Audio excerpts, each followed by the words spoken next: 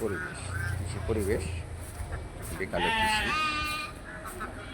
দেখুন আপনারা আমার ব্যবস্থাপনায় কৃষির উপদ্রবগুলো কীভাবে তারা বিতরণ করছে রাসায়নিক খাবারের জন্য সব নিষ্পার কৃষি আপনাদের সমর্থনে